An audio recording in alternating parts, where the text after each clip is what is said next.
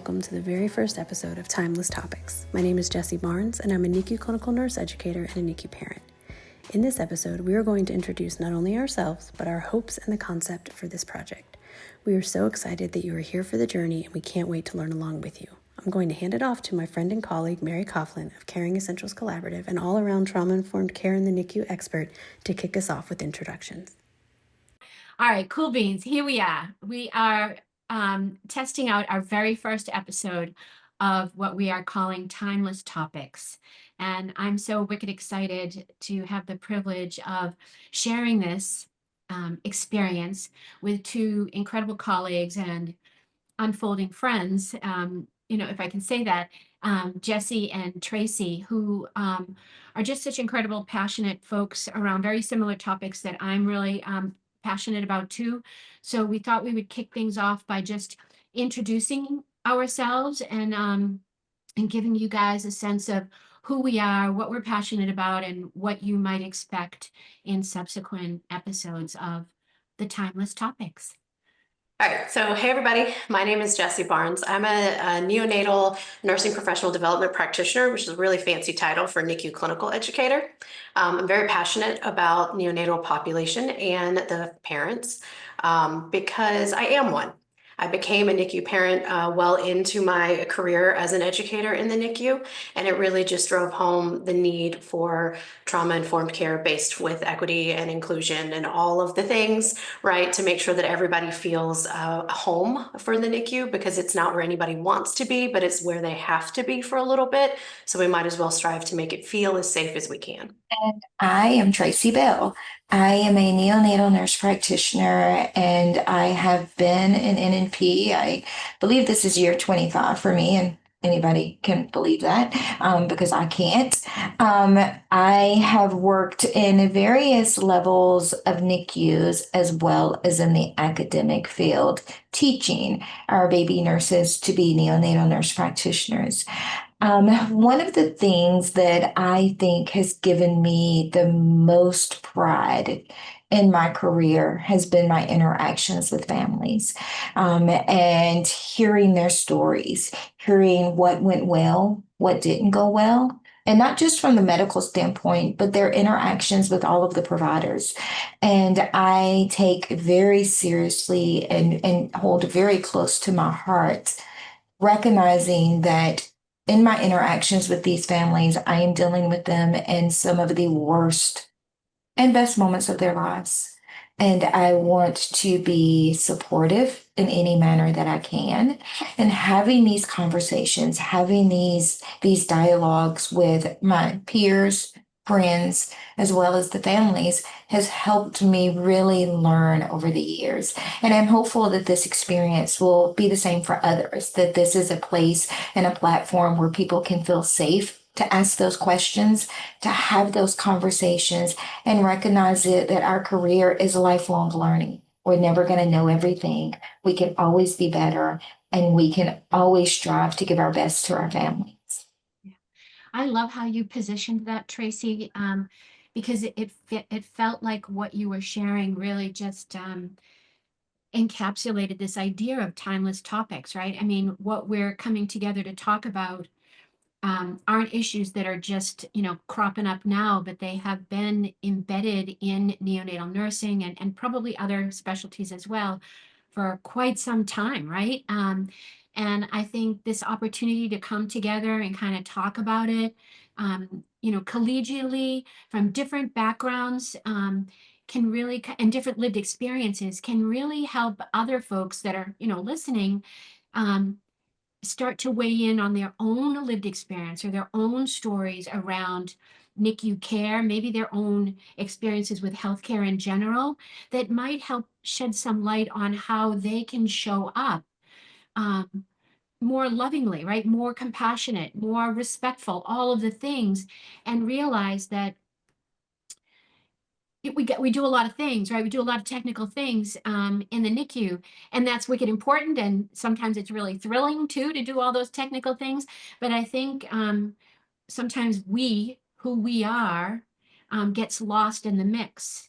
And so having these kinds of conversations, I hope reawakens folks to realize that who you are can also be a therapeutic intervention without your skills, and really kind of help begin to heal some of the wounds of, folks that endure that environment episodically, like babies and families, but also us, right, as clinicians. I'm pretty sure, I don't want to put any words in you guys' mouths, but I'm sure you've experienced some wounds just in the working in a neonatal intensive care space. And so that just felt really nice, the way you had positioned what brought you to this, to this platform today.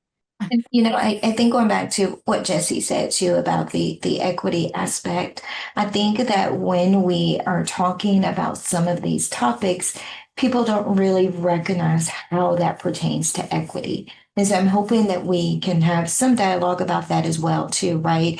And recognize that when we are talking inclusion, belonging, equitable care, it is not just the basic topics that some people think about, right? I would say, for lack of better words, it's not just black and white. It's not that straight and narrow. That there's so many other layers that I'm really hoping that we can kind of delve into and really discuss. Yeah, yeah.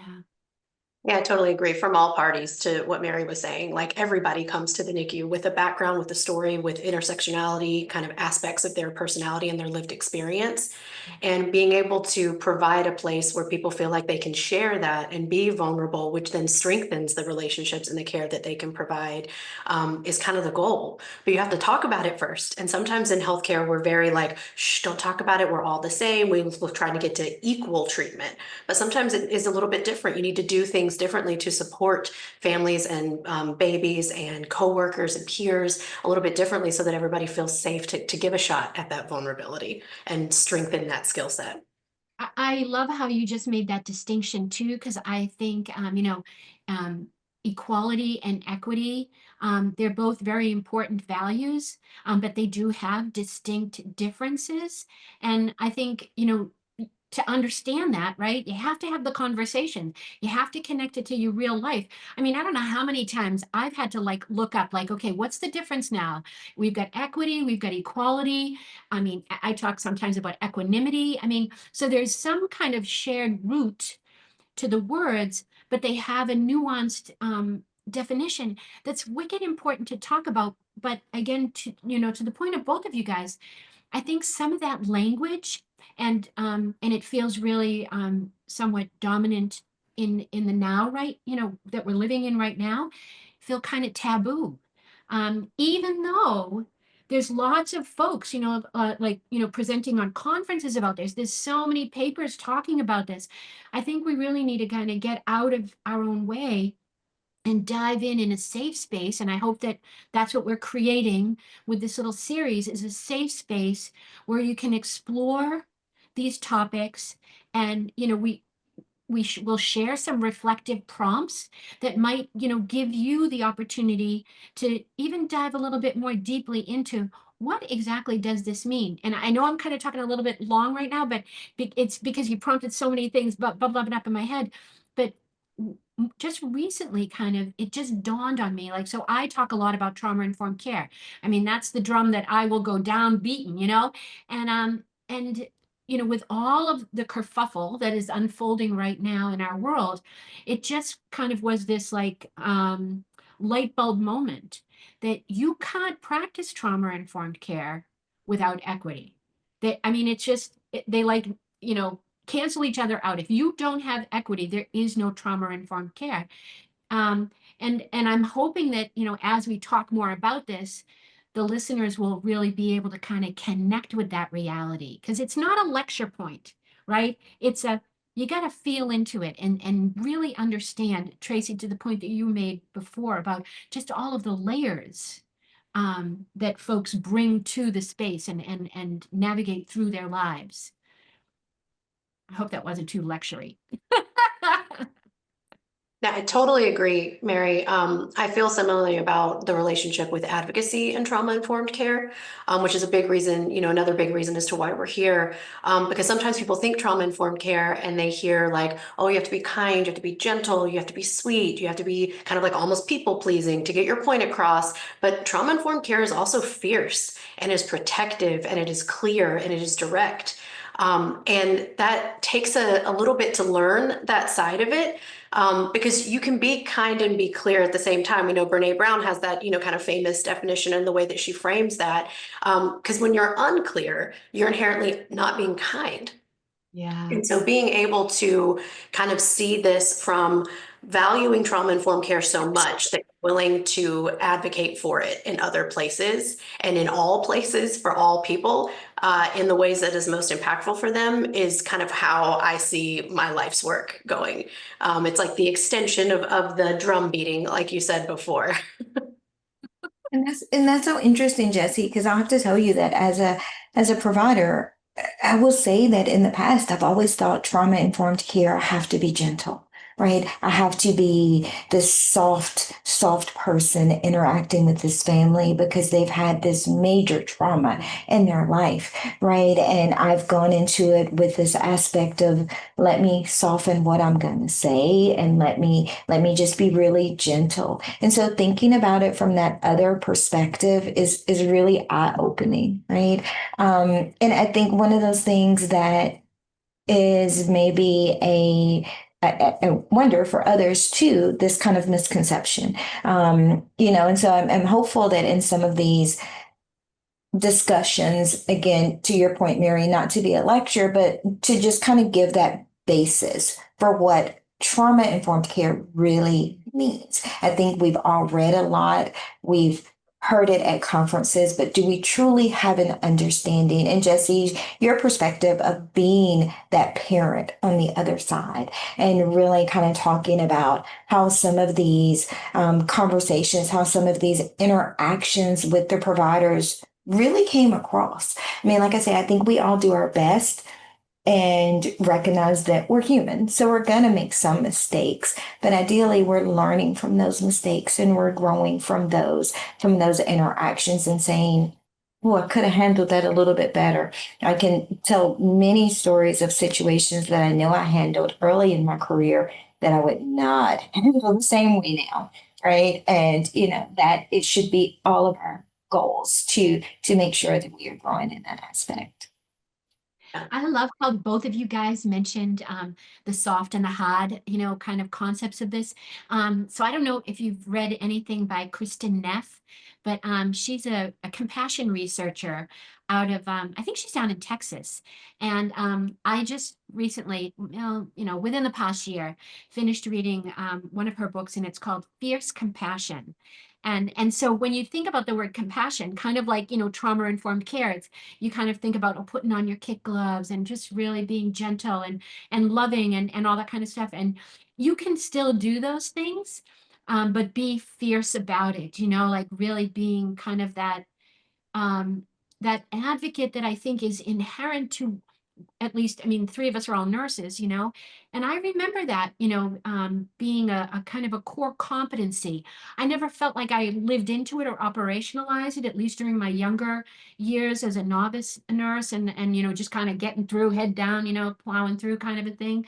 But, as the years unfold and your experience broadens, you realize, gee whiz, when I'm championing that family at the bedside, in rounds or something, or mom or dad or one of the parents makes an observation and I'm championing, their wisdom or their insight to the team, that I am an advocate in that role. When a baby is maybe not receiving enough pain medication, and needs a bump up, I'm being an advocate in that role. And I'm also practicing through a trauma-informed lens. And what I'm operationalizing is my love and compassion for the patient. So I think kind of traditionally, we tend to compartmentalize everything, right? Everything goes in its own little box. And the thing that I find so exciting, but also challenging about living into trauma-informed care and equity care and compassionate care is just dumping the toy box, like, just dumping everything out, and just like all of these boxes, blocks, and toys and stuff, that it's all interacting. And that can feel overwhelming, when you've already got, a cajillion competing priorities in any given moment, in any given shift, right? As a nurse practitioner, as an educator, and certainly as a bedside nurse.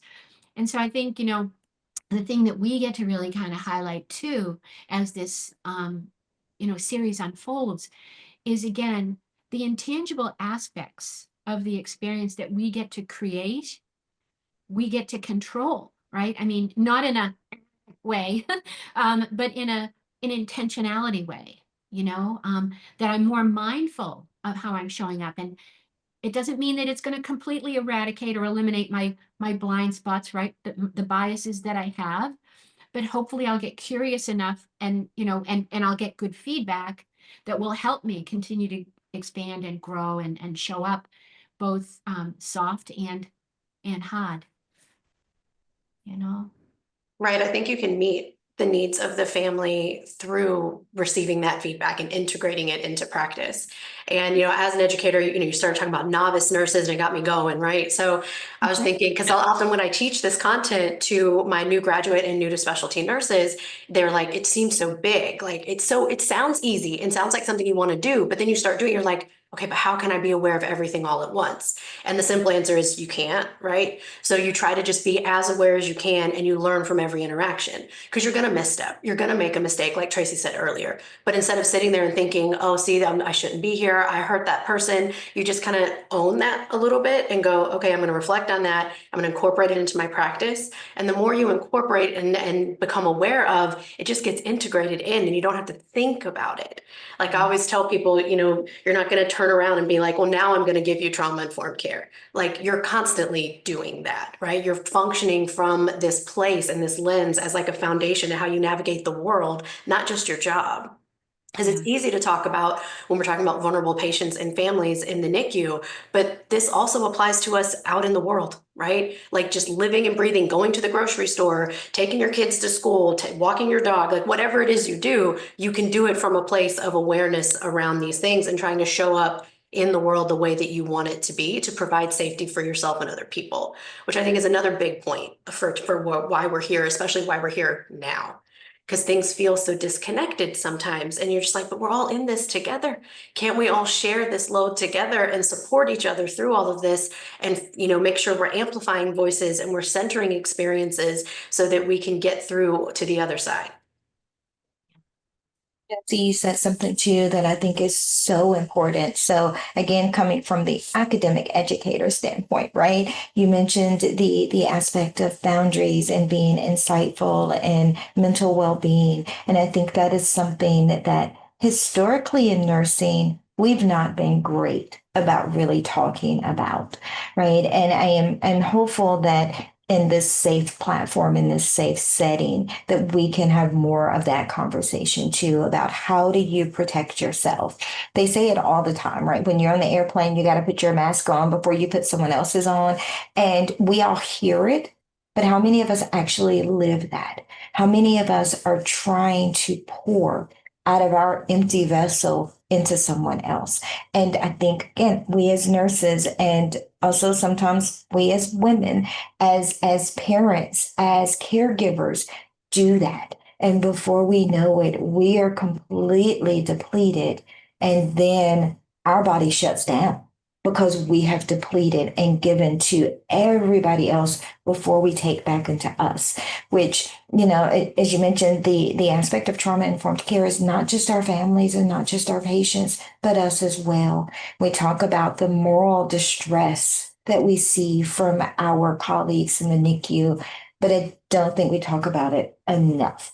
As in the aspect of how do we mitigate some of it? We can't get rid of all of it because we're in a stressful position. We're in a job where if you are giving proper, adequate, equitable, compassionate care, you're going to have some of that moral distress, right? This is not a job where I am cooking a batch of French fries, and if I burn them, I throw them out and just start another batch, right? Like this is somebody's child. And so how do we learn that early in our career? And if we haven't learned it earlier in our career, how do we now go back and say, okay, I now need to fix the damage that I've done to me so that I can continue the rest of my career without further damaging my mental stability? Oh my God, I absolutely love what you just shared. And you're making me think of a couple different things. And I think, just kind of what you just wrapped up with, that idea of not really learning how to take care of ourselves. I think a lot of it is because not only our training, but again, you mentioned being women and from a societal perspective, I think there's this expectation around performance, right? Performance and perfection. And we're certainly the hardest on ourselves. I mean, no one's going to berate me for making a mistake more than I will be berating myself. But that does exactly what you just described, right? That depletes me, that restrains me and constrains me from showing up as my best self because I'm too busy contracted and beating myself up and concerned that I haven't met some kind of metric. If we can kind of shift that from that performative perfection perspective, lovely alliteration there, and I'm going to throw another P at you, to shift over to a more intentional presence perspective. And it's hard, right? It doesn't happen just because you listen to this episode or because you read a couple of books. It takes practice. But I think the perfection piece and the performative bit actually keeps us separated. I think it's a form of disconnection from our shared humanity that then impedes my ability to show up and be compassionate, be with you and journey alongside you during this difficult situation because I'm too distracted with all of the things on my checklist and making sure I do it all right. I'm not saying I want you to do anything wrong. I think I want folks to just kind of realize, two things can coexist simultaneously. You have to do things on the checklist. You also really need to show up with love, compassion, and understanding, and acknowledge your own humanity. Jess, you had said something earlier about that, the feedback piece. And I think sometimes we don't really want to hear the feedback because we feel, we're already beating ourselves up. But that also is going to impede my ability to really create a therapeutic and trusting relationship with the family and with the patient as well, that then can even add to the trauma or the inequity or the overwhelm that individual is experiencing. And so I think this is going to be fun, kind of talking through all of these really important aspects spontaneously, just kind of as they come up. But I don't know. What do you guys think about that performative perfectionist piece? Yeah, it really rings true. Even just my own clinical experience, like having to unlearn this need to be like the best type A NICU nurse that's ever walked the planet, Because I think a lot of people that go into ICU nursing, even not in the NICU, but any kind, we tend to skew a little type A, which means everything has to be perfect. We have to be the best at everything. I remember I gave somebody an orientation eval, and she was newer to this, but newer into the orientation, and it was a scale of 1 to 5, and I gave her a 3, which is like meets. And she was like, oh, I don't get 3s. I get 5s. And I was like, okay, well, let's talk about that, right? Because sometimes you do get 3s, and that's okay. Yeah. 3s aren't bad. And even if it is bad, quote unquote, you learn from it, you incorporate the feedback and you go forward, right? But there's this need to be performative and to feel like I have to play a role, right? And that role might serve you in a sense of disassociation, right? It's kind of keeping you away and kind of buffering, for the lack of a better word, between you and something that's uncomfortable, which is witnessing the secondary trauma that you're going through. But it doesn't serve every patient the same way. So yes, you need boundaries, to Tracey's point, but sometimes you have to open up and be individual and have that kind of sense of discourse or disclosure to individualize the needs of the parent. Because sometimes when you walk up to a bed space, you're already representing a system that you don't necessarily play a part in, but to this person and their lived experience and their past trauma, you are. Not every culture or every individual is welcoming of this kind of, kind of care. And so you have to facilitate that. And you do that by learning and sharing and advocating for your patient rather than just deciding that you're a NICU parent, so I'm going to treat you like XYZ because your baby was born at X weeks, or you look this way, or you dress this way, or you come in with this kind of cell phone, or all the bias that comes into how we practice.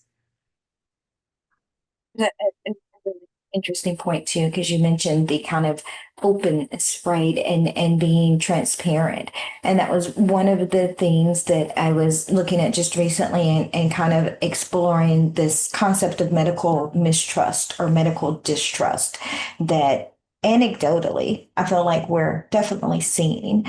Interesting that there's not a ton of literature specific to neonatology for that aspect, which there's anybody out there who's PhD prepared, this may be a really good topic to pursue.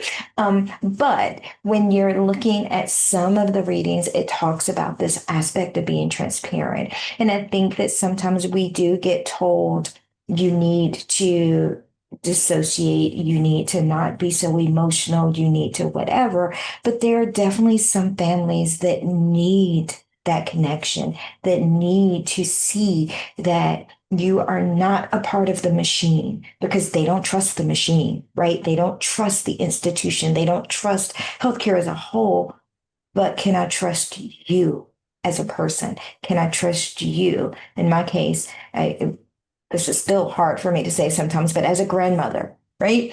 Or still struggle with that one. But as a grandmother, you can trust me, right? Like I would not steer you wrong. I'm looking at this as if it were my grandchild. What would I want done? How would I like to proceed? And so you do sometimes have to let down your guard to make that connection. But once you make it, it is so rewarding to see that family then say, okay, I trust you. Got it. Right. And then if you start trusting me, this is my friend Jessi. You can trust her, right? I'm telling you, I'm giving you over to good hands. And before you know it, they've kind of shifted. They still have their viewpoints. They still have their historical whatever, right? The issues that they came into it with, but maybe you can give them a different perspective. Maybe you can start shifting their overall viewpoints to say, I can trust with some advocacy and with some education, I can trust. Yeah. You're making me think. I have this visual in my head of a bridge, that as a nurse, we get to be a bridge between the human lived experience and of course the medical system. I mean, you're coming here because you have a need, that is compromising your safety. And so I want to help you feel like you belong. I want you to feel safe. When you were talking about some of this language, these are the principles of trauma-informed care: safety, trust and transparency, healthy relationships and interactions, empowerment, voice and choice. And then lastly, equity, anti-bias efforts, and gender and cultural affirmations. I mean, and that sounds like a lot of words coming out of my mouth, but you can embody that by just showing up as your authentic self. And Trace, I love the way you described, how you engage with that patient so that you can foster that trust. It's about that courageous vulnerability, that it's not unprofessional. It is tapping into who you are as a human being is a strategic, it's a strategy to help that individual see, I know you're terrified of this situation, and the fact that you're feeling super vulnerable because of the illness or whatever the situation is that has befallen you, you're feeling even more exposed, even more unsafe. And so my job is to help you feel safe authentically, because people can tell when you're blowing smoke up their skirt, right? I mean, it's not that kind of thing, but it's balancing yourself between what this person needs at a human level and what they need from a medical, surgical, or whatever the kind of situation. But that human piece is the foundation of everything else. And really, that to me is quintessential, trauma informed or trauma sensitive care, or however you want to, the language that you want to choose for that. That was beautifully stated. Thank you so much for sharing that. Yeah, and I think of coupling that with one of the other principles, is that protecting autonomy, right? And understanding that every individual is going to be different. And there's going to be times where you are your most trauma-informed person, and you are there and they are not about it. And sometimes this is in the NICU, especially gets brought up as conflict. Oh, they're difficult, and all of the terrible words that we use to describe that. But when you put yourself to the best of your ability in their shoes, knowing that you can never actually fill someone's shoes with their lived experience and their past experiences and all of those things. But when you try, right, you could understand why I'm just a stranger in a system that they don't want to be involved in. So asking them to be vulnerable could be traumatizing, doubly so, right? So it's walking the walk and creating a space that then allows people to feel like they can do that. Because that was some of my own NICU trauma as a parent. It was just this, I feel like there's a wall between us. And I was like, well, inherently there is. There's a hierarchy, there's a system, there's all this stuff in between. And like, I'm trying to be vulnerable, but y'all don't always seem to like how I'm vulnerable. So then it just makes me be like, okay, well then I'm not going to do that, because why am I going to feel unsafe if it's inherently met with more unsafety, And so it really taught me that you can announce safety and you can say, I'm here to do this from this place, but it has to be felt. It has to be authentic, and it has to be received by that person. And sometimes you're not going to win everybody.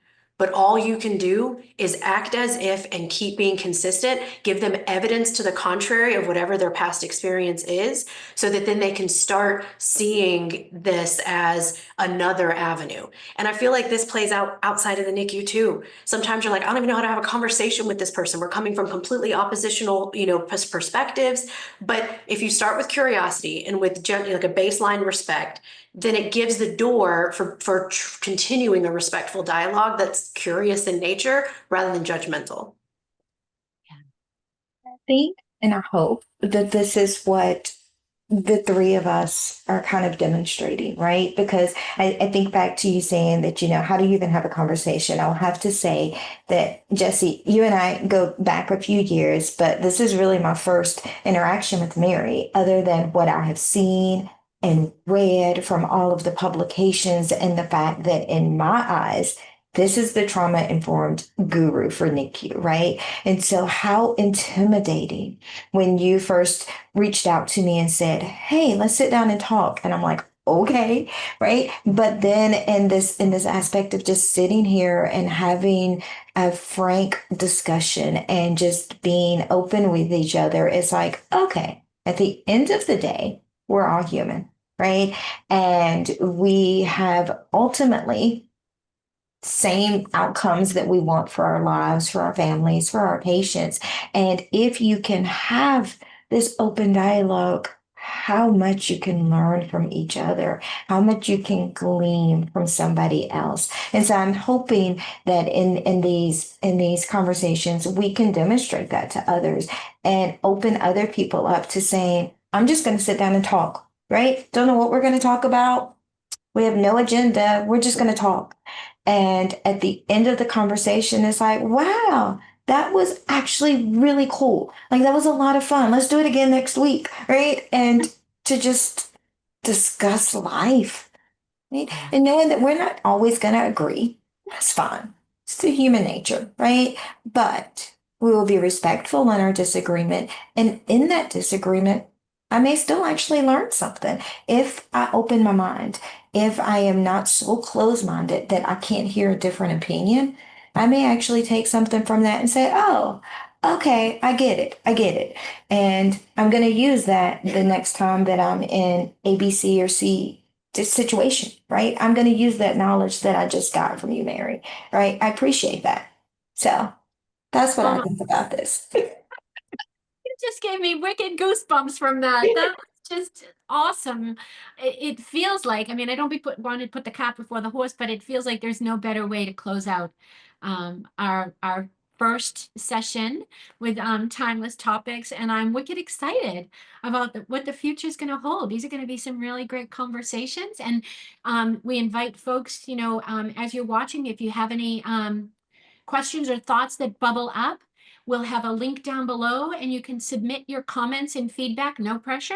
But we also want this to be as reciprocal as is possible, given the platform. So yeah, thank you so very much, you guys. You. It was an absolute pleasure. Thank you for being here for the very first episode of Timeless Topics. We welcome your feedback and suggestions because we want this to be meaningful to the community that we know and love so well. Our handle on all social media platforms is @TimelessTopicsNICU, and our email address is timelesstopicsnicu@gmail.com. See you next time.